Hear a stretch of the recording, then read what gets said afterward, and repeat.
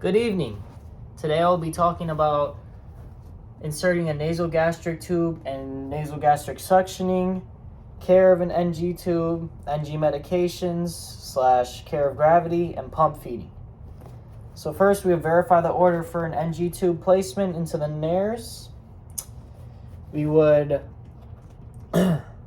look at we would explain the reasons why a person might need an NG tube. So the main reasons for needing an NG tube would be any sort of dysphagia, any sort of issues swallowing, or obstructions, anything that wouldn't allow food to get down to pass through their throat and stuff normally. So after we're done verifying the orders, we would provide privacy, perform hand hygiene, obviously explain the procedure to the patient. I unfortunately don't have a NG tube, so we're just going to simulate it. But yeah, we would identify the patient with 2 identifiers with their name and date of birth. And we would assess a couple things before we actually do the procedure. We would want to make sure that their nares are clear and not obstructed in any way. So we're really looking at things like, did they have a deviated septum at all? Is there any congestion in their nose or anything that would basically obstruct the passage of the NG tube down through the nares? Having the presence of a gag reflex. Their mental status, are they able to mentally follow along with the procedure, because they have to be able to swallow a drink of water while we're inserting it. So if they're not mentally competent, we'd have to look at other options, and also the size of the tubing needed for the insertion, because obviously people are different heights, so we would need to adjust accordingly. First, we would place the patient in a high Fowler's position, which is above 60 degrees. We would prepare the area, warm our hands to make the tubing more flexible. Then we would don on clean gloves, and then we would measure the NG tube. So a general measurement procedure would be measuring from the tip of their nose to the back of their earlobe down to their xiphoid process. So after we confirm the placement the size of the NG tube, we would then lubricate the tip of the NG tube and explain the procedure to the patient, how we're going to do it. We're going to hand the patient some water in an emesis basin, just to make sure that if they throw up, they'll throw up. It's hard putting an NG tube in at the end of the day, no matter how good you are at doing it. So you would prepare water. Then you would insert the NG tube into the nares at the appropriate angle, following the natural, with it lubricated, of course, following the natural alignment of the nares. It kind of goes up and then kind of curves down. Once you've got it, if you feel any resistance, you're gonna pull it out, and then take some more lubricant, put it on, and then try the other nostril. Sometimes it only works in one nostril. When you get it to the oropharynx area, you would then inform the patient to start sipping water, because when you're drinking water, it closes off the tracheal area. So as the patient's swallowing, you want to try to insert the tube to make sure it's in the esophagus. And this is a crucial part, because if you put it in the airway, obviously the patient could not breathe properly, and could potentially get hypoxic and have some complications. So they would drink water as you're inserting it, and as you're inserting it, advance it at the patient's pace. The patient will ultimately decide how fast or slow they want to do this, because it's a hard procedure. It's a really hard procedure. After that, we would continue feeding it down until it's in the area that it needs to be in, and then we would have to make sure that it's good. So we'd have to confirm the placement of it by like taking an x-ray of it, placing pH papers into at the bottom of it to make sure that it's actually in the correct area. And then after that, we would apply the Lopez valve to prevent any leakage, apply the tube to the there's like a little connection thing on the nose that needs to fit over the tubing, and then as well there's like a little extra obviously hanging out, so you'd need to fasten that to the patient's gown so it's not flinging all over the place.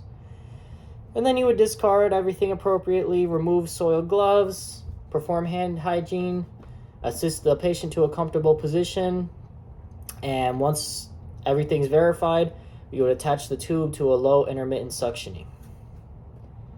Next, we will be talking about enteral feeding administration. So with that, we start off like how we would any other skill: provide privacy, hand hygiene, explain the procedure to the patient, gather equipment, identify them with two identifiers, confirming the orders for the administration, so making sure the rate and volume matches what the MAR says, donning clean gloves before the procedure starts, and then performing all your med checks appropriately. And if there's any pre-administration assessment information like lab works or different things that need to be addressed before you do the assessment, you would obviously address those with the patient and then inform the patient what you're giving them. Then we would perform an abdominal assessment, hearing all the different areas of the stomach, all the different quadrants, making sure they're audible. Elevating the head of the bed to 30, also making sure there's no distension in the stomach. Then we would elevate the head of the bed to 30 degrees or higher to reduce the risk of aspiration. So if it's more flat, more chances of stomach acids coming up and, aspirating it. Then after we do that, we discontinue the intermittent suctioning going on, and then verify the tube placement with a pH paper, just to make sure, because the stomach acid is like a really acidic environment, and the pH paper would reveal that pretty well. And then if it's not the first feeding, we would check for residuals. So we would take a syringe, take out all of the stomach contents, making sure there's not too much residual volume, because there's a couple reasons.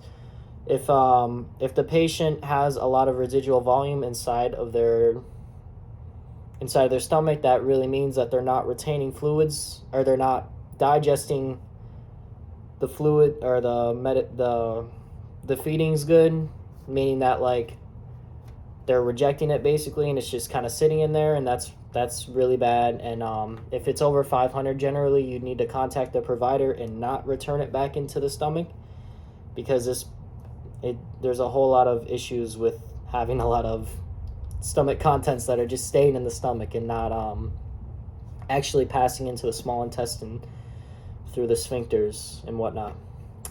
But after, we would flush the tube right before we administer the medication and after. And then when we're doing a feeding by gravity, we have a 30 to 60 degree plunger, and we would remove the top of the plunger from the tube, and then attach the syringe to the feeding tube through there's a little funnel, and then we would pour the measured amount that we're going to give them in, and just hold it there and let kind of gravity pull it down. And we would regulate like the rate of how it's going by either tilting the syringe or raising or lowering the height of the syringe, to regulate the amount that's going in, because we don't want it to go too fast or too slow. And then after we're all done giving the medication, we would we would flush it again with 30 to 60 milliliters of water. And after, we would assess how the patient is tolerating the feeding, and if they're not tolerating it well, we would adjust it. We would clamp the tubing in between flushes and administrations to prevent any leakage out of the NG tube, because it's a direct line to the stomach, so stuff can come out. Water that's trapped inside the tube can come out, or medication.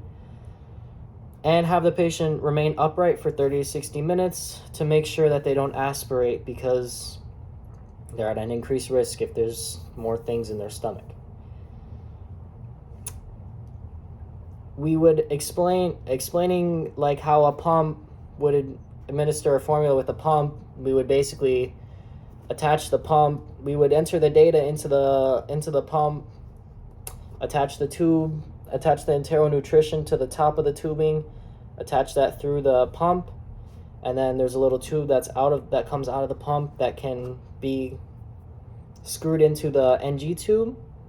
And we would obviously screw that in, regulate the rate properly, make sure the rate's all good, and then we would adjust it as needed depending on how the patient tolerates the feeding. At the end, then, we would document intake and how the patient tolerated it. Next is administering medications via the NG tube. With this, we would start a little bit differently. We would first confirm the medication orders and the time of medications, the time that the medication is due, and compare it to the medication administration record 3 times. First time when removing it from the supply drawer, second time when the medication is in the cup, syringe, or whatever administration device you're using, and then right before administering the medication to the patient. We would obviously calculate the proper dosage, because we don't want to overdose these patients. Then we would do our pre-procedure thing, provide privacy, perform hand hygiene, introduce ourselves, explain the medications that we're giving, gathering the equipment, identifying the right patient to make sure it's the right patient, and then completing the appropriate pre-administration assessments, like looking at like different allergies they might have, maybe contraindications to medications, reviewing their labs, why they need these medications, looking at like physical assessments, maybe there's objective data that supports the use of this medication, and maybe assess their swallowing as well. We'd follow those 6 rights of medication administration, being the right patient, the right dose, the right time, the right medication, the right route, and then the right, what was the 6th one? The right reason. Then we would don clean gloves, make sure that the tube feed's running. If the tube feed is running, we would stop it, because we don't want you wouldn't be able to give the medication if the tube feed's running, because the tube feed's running. So how are you going to insert the medication into the NG tube site if it's running? But yeah, after that, we would stop suctioning as well, intermittent suctioning, if it's obviously on. And then we would turn it back on after the medication is all done and we've flushed it and all the proper procedures are in place for that. Then we perform an abdominal assessment again, looking at listening to the different quadrants of the stomach, making sure there's bowel sounds, palpating for any stomach distension. And then we would verify the tube placement again with the pH strips, by putting the pH strip up to the NG tube, and ensuring the patency of the tubing prior to administering medications, making sure that there's no issues with the placement. Then we would crush the medications one at a time. We don't want to mix different medications in the same solution. So we would crush a medication, mix it with a small amount of water, connect it to the NG tube, flush it with 5 milliliters in between every medication administration, and repeat that process over and over and over until we're all done with all the medications we need to give. If the medication can't be crushed, we would know it can't be crushed if it's either an enteric coated medication, if it's an extended release medication, things like that. In that case, we would have to get a different, we would have to find a different route of administration, because obviously you can't crush that pill. So we would maybe either get like a liquid variant, or some sort of IV parenteral different one. But after that, after we're all done with all the medication administrations, we would assess how the patient's tolerating the insertion of all that stuff, making sure there's no adverse effects or serious side effects. Keeping the head of the bed elevated at least 1 hour after, for at least 1 hour after administration, to make sure that they don't aspirate again. And then document our fluid intake and medication administration like normal. Finally, we have the removal of the NG tube. The removal of the NG tube starts off as normal again. We would provide the privacy for our patient, hand hygiene, explain the procedure. We're going to remove your NG tube, gather the right equipment, perform an abdominal assessment, listening to their quadrants again, looking for any stomach distension, and then place the patient at an angle of 30 to 45 degrees in a Fowler's position, and placing a towel or a disposable pad across their chest to make sure that they don't aspirate. If they aspirate, it will just go on here and it doesn't get them all dirty. You would also hand them an emesis basin and some tissues while we're doing the procedure. Then we would don clean gloves, discontinue any suctioning that might be suctioning the NG tube, detaching the tube from the patient's gown. So there's a little bobby pin. You detach the bobby pin, detach the little nose adhesive tape on the nose or whatever's on the nose. Then we would instruct the patient to take a deep breath and to hold it. Then, as they're holding it, we would quickly and carefully remove the NG tube while the patient holds their breath. We can check the end of the tubing once it's removed to make sure that everything's intact still. We would as well dispose of the tubing properly in a hazard bin, discard used supplies, remove our gloves, perform hand hygiene, and then also offer oral care. Since it's such a sensitive procedure, it would just probably make the patient feel more comfortable, maybe help them with any nasal cares they might need, and perform any comfort needs that they might have as well. And then finally, we would document how the patient tolerated the tube feeds and drainage in a collection device. Thank you for listening.